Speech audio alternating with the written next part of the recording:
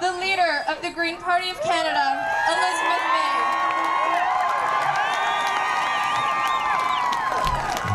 Thank you. I'm here to thank you from the bottom of my heart for being here. Thousands and thousands and thousands of you on Parliament Hill, and hundreds and thousands more in towns and cities from Antigonish, Nova Scotia to Victoria, British Columbia, from Montreal, à travers tout le Canada. Nous sommes aujourd'hui en solidarité pour protéger notre démocratie.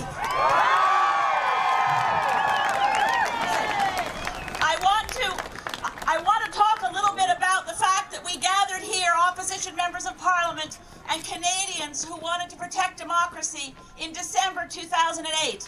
It was an unprecedented feeling of grief to stand in front of these buildings and know the doors were bolted against the members of Parliament who'd been elected to serve there. It felt shocking. It felt like a violation of who we are as a people.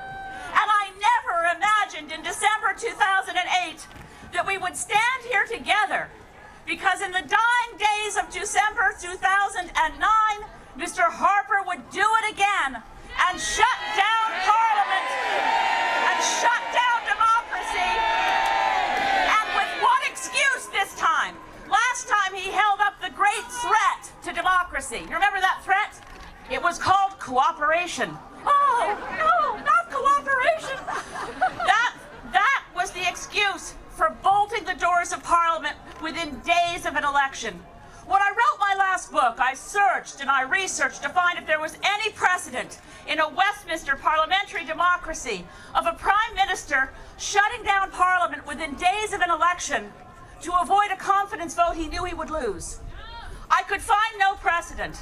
Now, I must tell you, after the book came out, I just want to correct the record, because after the book came out, I found out the Prime Minister of Sri Lanka tried it once, but the Governor General said no.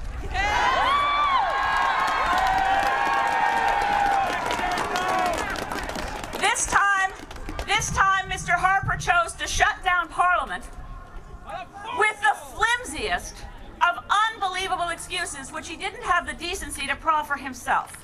He figured while we still had leftover turkey in the fridge and we hadn't yet celebrated New Year's Eve, Canadians wouldn't notice. We're far too comfortable to care about democracy. We're busy.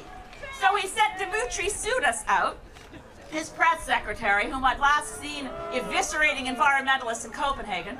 And his excuse was, we need to recalibrate.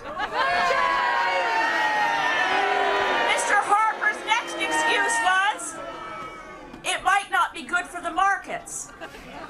Now let me say that the reason they did not bother to come up with a believable excuse is they did not think we'd care. They did not think Canadians would notice. And they were prepared to dismiss Canadians passionate about democracy as the chattering class. Well, listen to us chatter now, Mr. Harper! That chattering you hear is Canadians talking to each other. And Canadians talking to each other whose voices rise up. Those voices rise up and they form one cry, and it will not be silenced. That cry forms in the word democracy. And we do not allow democracy to be shut down.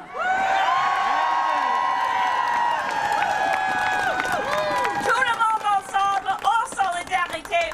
Aujourd'hui, nous sommes ici pour protéger nos démocraties. C'est une démocratie forte au Canada. It's a surprise for Mr. Harper. It's a surprise for some pundits. But we care about this country. We understand that people sacrifice their lives for democracy, and we do not want to be known in the community of international nations as a country where democracy is slipping between our fingers, and we're too busy chasing the Olympic flame to notice. There's